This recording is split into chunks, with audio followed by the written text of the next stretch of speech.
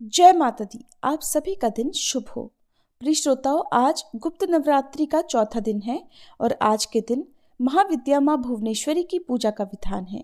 और आज की इस वीडियो में आप माँ भुवनेश्वरी की कथा और माँ कूष्मांडा की कथा के अलावा आज के दिन सुनी जाने वाली सभी कथाएं सुनेंगे। कथाओं को पूरा अवश्य सुनिएगा। आइए आज पहले हम सभी चिंताओं को दूर करने वाली, सभी के कष्टों को दूर करने वाली माँ चिंतपूर्णी की कथा सुनते हैं। माँ चिंतपूर्णी को समर्पित मंदिर ऊना जिले की अंब तहसील के चिंतपूर्णी गांव में स्थित है। भक्त सदियों से माता श्री छिन्नमस्तिका देवी के चरण कमलों में प्रार्थना करने के लिए इस शक्ति पीठ में आते हैं और ये माँ चिंतपूर्णी मंदिर का घर है, जो भारत में शक्तिपीठों में से एक के रूप में एक प्रमुख तीर्थ स्थल है। माँ चिंतपूर्णी देवी सर्वोच्च देवी दुर्गा के कई रूपों में से एक हैं। इस रूप में उन्हें माँ छिन्नमस्ता या फिर माँ छिन्नमस्तिका भी कहा जाता है, यानी अलग सिर वाली। हम इंसानों की अनंत इच्छाएं हैं और ये इच्छाएं ही हमें चिंता और अंत में चिता की ओर ले जाती हैं। और माँ चिंतपूर्णी अपने भक्तों की सभी इच्छाओं को पूर्ण करके उन्हें चिंताओं से मुक्त करती हैं। चिंताओं से मुक्त करने के कारण माँ को चिंतपूर्णी कहा जाता है। किसी भी माँ की तरह हमारी दिव्य माँ चिंतपूर्णी जी अपने बच्चों को कभी कष्ट में नहीं देख सकती और वो अपने संतान की सभी कष्टों को दूर कर देती हैं और उन्हें आनंद प्रदान करती हैं। माँ के दर पर जो भी अपनी मनोकामना लेकर जाता है वो कभी खाली हाथ नहीं लौटता। मंदिर में चिंतपूर्णी शक्तिपीठ यानी छिन्नमस्तिका शक्तिपीठ है। शक्तिपीठ के पीछे की किंवदंती शक्तिवाद परंपरा का हिस्सा है, जो देवी सती के आत्मदाह की कहानी बताती है। श्री विष्णु को देवी सती के शरीर को 51 भागों में काटना पड़ा और ये 51 अंश पृथ्वी पर जहां जहां गिरे वहीं पर पवित्र स्थल बन गए, वहीं पर शक्तिपीठों का निर्माण हुआ। कई क्रूर राक्षसों को हराने के बाद और उनका वध करने के बाद माँ पार्वती अपनी सहायिकाओं जया और विजया, जिन्हें डाकिनी और वारिणी के नाम से भी जाना जाता है, उनके साथ मंदाकिनी नदी में स्नान करने गई। माँ पार्वती बहुत प्रसन्न महसूस कर रही थी। अचानक उनका रंग काला पड़ गया और दूसरी ओर उनकी सहेलियां भूखी थी और उन्होंने पार्वती जी से कुछ भोजन देने के लिए कहा। तब देवी पार्वती ने उनसे प्रतीक्षा करने का अनुरोध किया और वह थोड़ी देर बाद उन्हें भोजन कराएंगी, ऐसा कहकर वह स्नान करने लगी। थोड़ी देर के बाद वे भूल गईं और स्नान करके जब चलने लगी तो जया और विजया ने एक बार फिर से माता पार्वती से आग्रह किया कि वे भूखी हैं और उन्हें भोजन की आवश्यकता है। और देवी तो ब्रह्मांड की माँ है और वे उनकी संतान हैं, और एक माँ अपनी संतान को भला भूखा कैसे रख सकती है। इसलिए जल्दी से भोजन कराने के लिए उन दोनों सखियों ने कहा। तब देवी पार्वती ने उत्तर दिया कि उन्हें घर तक पहुंचने की प्रतीक्षा करनी चाहिए। दोनों सखियां अब और प्रतीक्षा नहीं कर सकी। वे बार बार आग्रह करने लगी कि उन्हें भोजन चाहिए और उन्हें बहुत जोर से भूख लगी है, इसलिए तुरंत ही भोजन लाया जाए। तब दयालु देवी हंसी और अपने उंगली के नाखून से अपना शीश काट लिया। तुरंत ही रक्त 3 दिशाओं में फैल गया और तब जया और विजया ने 2 दिशाओं से रक्तपान किया और तीसरी दिशा से देवी ने स्वयं रक्त पिया। क्योंकि देवी ने अपना सिर काटा था, इसलिए ही उन्हें छिन्नमस्तिका के नाम से जाना जाता है। पौराणिक परंपराओं के अनुसार छिन्नमस्तिका माता की रक्षा चारों दिशाओं में शिव रुद्र महादेव द्वारा की जाएगी। 4 शिव मंदिर हैं। पूर्व में कालेश्वर महादेव, पश्चिम में नारायण महादेव, उत्तर में मुचुकुंद महादेव और दक्षिण में शिवबाड़ी, जो कि चिंतपूर्णी से लगभग समान दूरी पर है। इससे चिंतपूर्णी को माँ छिन्नमस्तिका का निवास स्थान होने की भी पुष्टि होती है। और ऐसा भी कहा जाता है कि यहाँ पर माँ सती के चरण गिरे थे, इसलिए भी इस जगह को, इस स्थान को चिंतपूर्णी कहा जाता है। कहा जाता है कि 14वीं शताब्दी में माईदास नामक एक दुर्गा भक्त ने यहाँ पर मंदिर का निर्माण करवाया था। माईदास के 2 बड़े भाई थे, दुर्गादास और देवीदास, और माईदास का अधिकतर समय पूजा पाठ में बीतता था, जिस कारण से वह घर का कोई काम नहीं कर पाते थे। तब देवीदास के भाइयों ने माईदास को परिवार से अलग कर दिया, जिसके बाद वह घर छोड़कर निकल पड़े। रास्ते में आराम करने के लिए एक वृक्ष के नीचे रुके तो स्वप्न में एक दिव्य कन्या ने उन्हें दर्शन दिए और वह कन्या बोली कि मैं यहाँ पर विराजमान हूँ, मेरी पिंडी बनवाकर यहाँ मेरी पूजा किया करो, मैं तुम्हारे वंश की रक्षा करूंगी। जिसके बाद माई दास ने यहाँ माता का भवन बनवाया। ये थी माँ चिंतपूर्णी की कथा। सभी प्रेम से बोलिए चिंतपूर्णी मैया की जय। माँ भुवनेश्वरी 10 महाविद्याओं में चतुर्थ स्वरूप विद्या मानी जाती है। माँ भुवनेश्वरी को तीनों लोकों की ईश्वरी माना जाता है। माँ भुवनेश्वरी साक्षात पूरे संसार को धारण करती हैं और इसका पालन पोषण करती हैं। माँ भुवनेश्वरी को जगत माता और जगत धात्री के नाम से भी पुकारा जाता है। माँ भुवनेश्वरी आकाश, वायु, पृथ्वी, अग्नि और जल का निर्माण करती हैं। शास्त्रों में माँ भुवनेश्वरी को मूल प्रकृति कहते हैं। शास्त्रों में वर्णन मिलता है कि माँ भुवनेश्वरी भगवान शिव के वाम भाग में सदैव विराजमान रहती हैं और इनकी पूजा करने से अपार ऐश्वर्य की प्राप्ति होती है। जीवन की सभी समस्याएं दूर हो जाती हैं। माँ भुवनेश्वरी की पूजा करने वाले भक्तों की सभी मनोकामनाएं बहुत शीघ्र पूरी हो जाती हैं।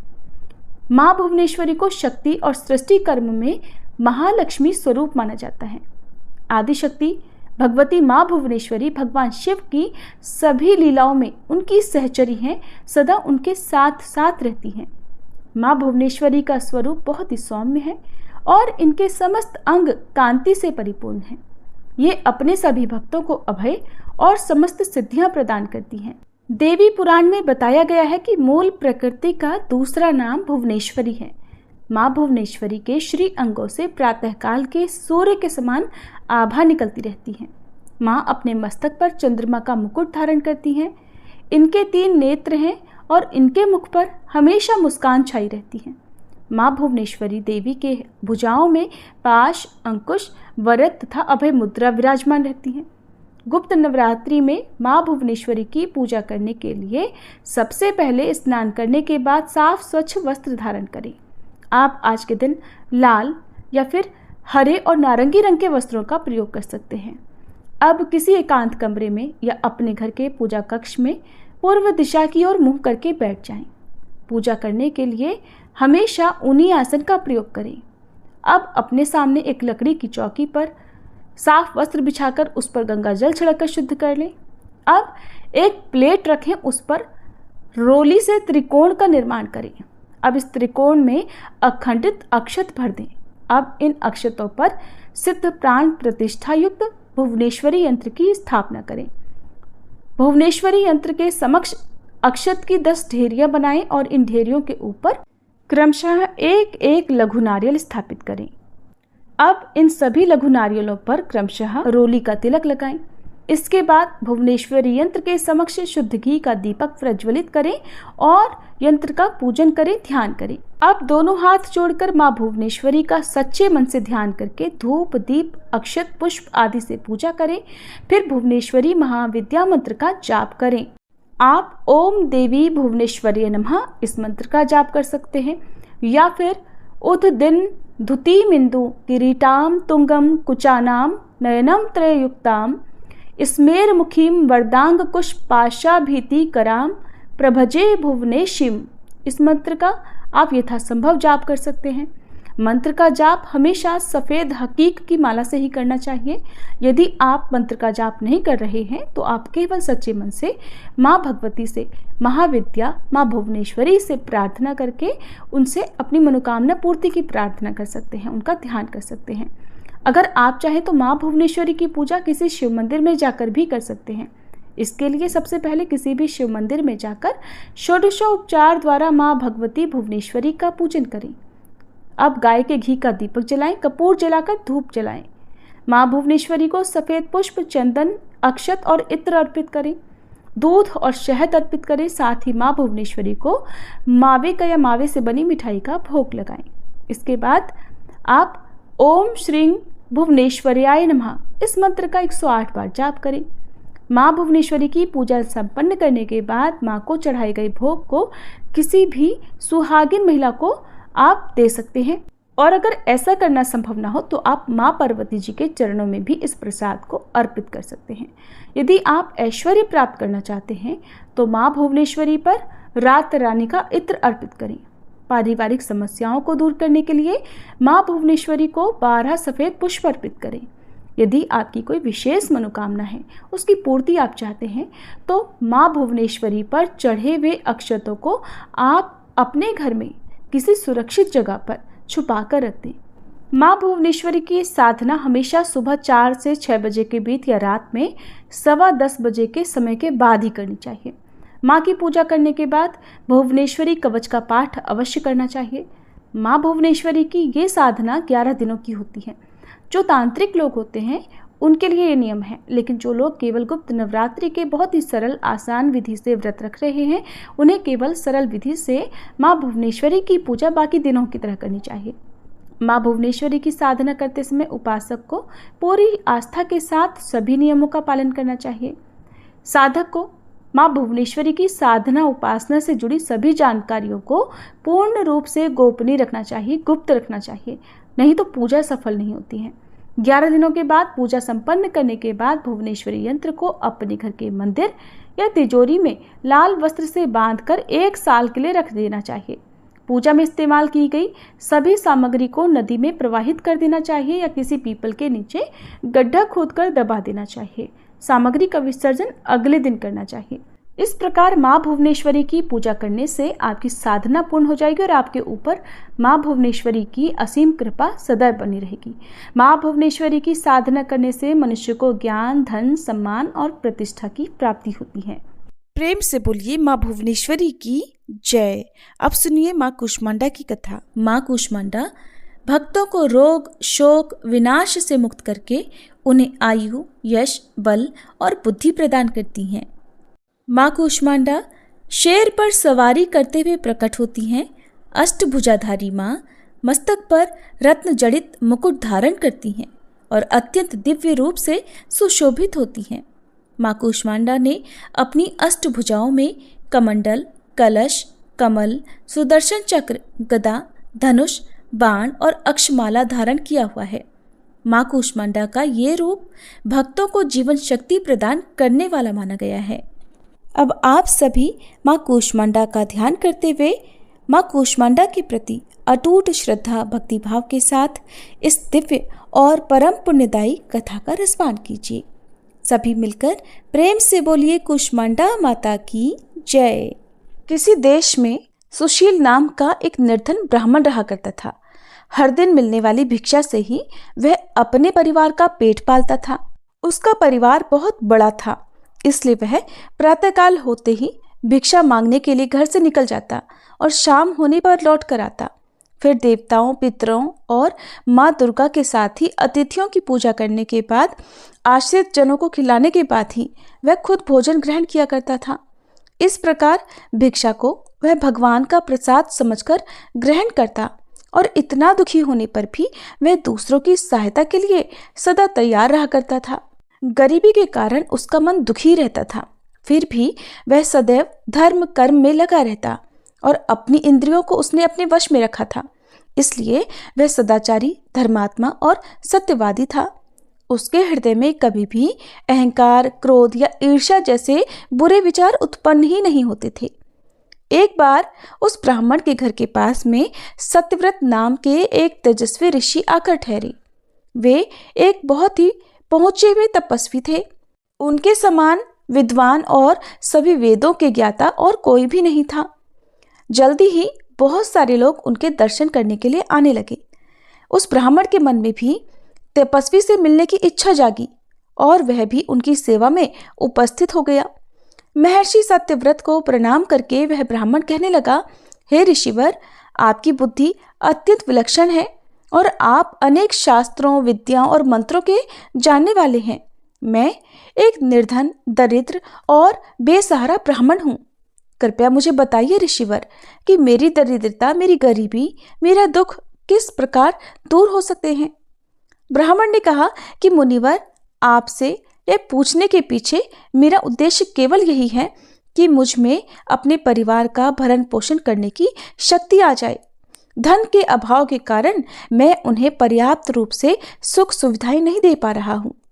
हे दयानिधे, तप, दान, व्रत, मंत्र या कोई ऐसा जप, कोई ऐसा उपाय बताइए जिससे मैं अपने परिवार का पेट अच्छी तरह भर सकूं और उन्हें सारी सुख सुविधाएं भी दे सकूं। मेरी बस इतनी ही इच्छा है कि मेरा परिवार सुखी हो जाए। प्रिय श्रोताओं, महर्षि सत्यव्रत ने सुशील ब्राह्मण को भगवती दुर्गा की महिमा बताते हुए नवरात्रि व्रत करने की सलाह दी। महर्षि सत्यव्रत ने उस ब्राह्मण से कहा, हे ब्राह्मण, अब मैं तुम्हें माता कूष्मांडा की कथा सुनाता हूँ। तुम भी अच्छे से मन लगाकर और पवित्र मन से श्रद्धा भक्ति भाव से इस कथा को सुनो। इस कथा को सुनने मात्र से व्यक्ति की अनेक प्रकार की बीमारियों का, अनेकों दुखों का नाश हो जाता है। उसे सद्बुद्धि मिलती है और सुख समृद्धि की प्राप्ति होती है और उसके मन में माता के प्रति अटल भक्ति भी जागती है। ये उस समय की बात है जब संपूर्ण ब्रह्मांड अंधकार से भरे हुए एक शून्य के समान लग रहा था, लेकिन फिर दिव्य प्रकाश की एक किरण चारों ओर फैली। अंधेरा उजाले में बदल गया। अब उस प्रकाश की कोई सीमा नहीं थी। देखते ही देखते वह दिव्य प्रकाश एक दिव्य नारी के रूप में बदल गया। वह और कोई नहीं बल्कि स्वयं देवी कूष्मांडा थी।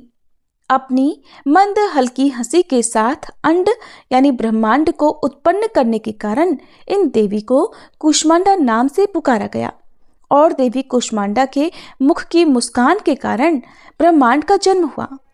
हे ब्राह्मण, उन्होंने ही पृथ्वी, सभी ग्रहों, चंद्र, सूर्य, तारे और आकाश गंगा को अस्तित्व में लाया।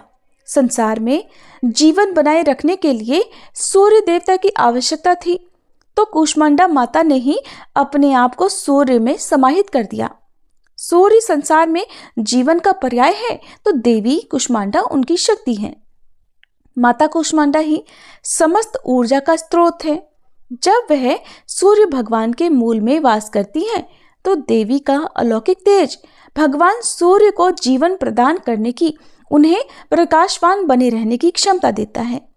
कूष्मांडा देवी के बिना सूर्य देव शक्तिहीन है और ये देवी कूष्मांडा की ही शक्ति है कि कूष्मांडा ही इतनी शक्तिशाली है। इनसे ही सारा जग रोशन है और ये देवी केवल एकमात्र ऐसी देवी हैं जो कि सूर्य मंडल के भीतर के लोक में निवास करने की क्षमता रखती हैं। माँ की पूजा करने वाले व्यक्ति को अनेक प्रकार से सुखों की प्राप्ति होती है और ऐसा व्यक्ति अपने जन्म जन्मांतर के पापों का नाश करके माता की कृपा से इस जीवन में सभी प्रकार की सुख सुविधाओं की प्राप्ति करता है। महर्षि ने आगे कहा, हे ब्राह्मण, माता कूष्मांडा की स्तुति करने से आयु, यश, बुद्धि और बल में वृद्धि होती है। साथ ही सभी रोगों से मुक्ति मिलती है, दरिद्रता दूर होती है, सभी तरह की नकारात्मक शक्तियां दूर हो जाती हैं और हर प्रकार की समस्याओं का समाधान भी माँ की कृपा से आसानी से मिल जाता है। इनकी पूजा करने से सुख समृद्धि और उन्नति मिलती है, दुख, विपत्ति और कष्ट से मुक्ति मिल जाती है। प्रिय श्रोताओं, तब महर्षि सत्यव्रत के कहने पर, उनकी सलाह पर ब्राह्मण सुशील ने भी नवरात्रि के व्रतों को किया, माँ कूष्मांडा की स्तुति की और महर्षि सत्यव्रत को अपना गुरु बनाकर उनसे मायाबीज नामक भुवनेश्वरी मंत्र की दीक्षा ली। इसके बाद नवरात्रि के व्रत रखकर उस मंत्र का सुशील ब्राह्मण ने नियमित रूप से जप आरंभ कर दिया। उसने माता भवानी और माँ कूष्मांडा की भक्ति पूर्वक आराधना की और 9 वर्षों तक लगातार वह माँ भगवती के माया बीज मंत्र का निरंतर जाप करता रहा। उसकी भक्ति से प्रसन्न होकर तब देवी भगवती ने 9 वर्ष की नवरात्रि की अष्टमी तिथि को मध्य रात्रि में उसे स्वप्न में दर्शन दिए और इस प्रकार माँ कूष्मांडा की कृपा से सुशील ब्राह्मण की दरिद्रता दूर हो गई। माँ भगवती की कृपा से उसके घर में सुख और समृद्धि के भंडार भर गए। सभी मिलकर प्रेम से बोलिए, कूष्मांडा मैया की जय। जय अम्बे गौरी मैया, जय श्यामा गौरी, तुमको निश दिन ध्यावत, मैया जी को सब दिन मनावत, हरि ब्रह्मा शिवरी। जय अम्बे गौरी, मांग सिंदूर विराजत, टीको मृग मद को, मैया टीको मृग मद को, उज्ज्वल से दो नैना, निर्मल से दो नैना चंद्र वदननी को, जय अम्बे गौरी। कनक समान कलेवर रक्तांबर राजे, मैया रक्तांबर राजे। रक्त पुष्प गलमाला, लाल पुष्प गलमाला कंठन पर साजे, जय अम्बे गौरी। के हरिवाहन राजत खड्ग खपरधारी, मैया खड्ग खपरधारी। सुर नर मुनि जन सेवत, सुर नर मुनि जन सेवत तिनके दुख हारी, जय अम्बे गौरी। कानन कुंडल शोभित नासाग्रे मोती, मैया नासाग्रे मोती। कोटिक चंद्र दिवाकर, कोटिक चंद्र दिवाकर राजत समज्योति, जय अम्बे गौरी। शुंभ निशुंभ विदारे महिषासुर घाती, मैया महिषासुर घाती। धूम्र विलोचन नैना, मधुर विलोचन नैना निश दिन मदमाती, जय अम्बे गौरी। चंड मुंड संहारे शोणित बीज हरे, मैया शोणित बीज हरे। मधु कैटभ दो मारे, मधु कैटभ दो मारे सुर भयहीन करे, जय अम्बे गौरी। ब्रह्माणी रुद्राणी तुम कमला रानी, मैया तुम कमला रानी। आगम निगम बखानी तुम शिव पटरानी, जय अम्बे गौरी। 64 योगिनी मंगल गावत नृत्य करत भैरू, मैया नृत्य करत भैरू। बाजत ताल मृदंगा, बाजत ढोल मृदंगा अरु बाजत डमरू, जय अम्बे गौरी। तुम ही जग की माता, तुम ही हो भरता, मैया तुम ही हो भरता। भक्तन की दुख हरता, भक्तन की दुख हरता सुख संपत्ति करता, जय अम्बे गौरी। भुजाचार अति शोभित वर मुद्राधारी, मैया वर मुद्राधारी। मन वांछित फल पावत, मन इच्छा फल पावत सेवत नर नारी, जय अम्बे गौरी। कंचन थाल विराजत अगर कपूर बाती, मैया अगर कपूर बाती। श्रीमाल के तुम्हें राजत, श्रीमाल के तुम्हें राजत कोटि रतन ज्योति, जय अम्बे गौरी। श्री अम्बे जी की आरती जो कोई नर गावे, मैया जो कोई नर गावे। कहते शिवानंद स्वामी, रटत भोलानंद स्वामी सुख संपत्ति पावे, जय अम्बे गौरी। जय अम्बे गौरी, मैया जय श्यामा गौरी। तुमको निश दिन ध्यावत, मैया जी को सब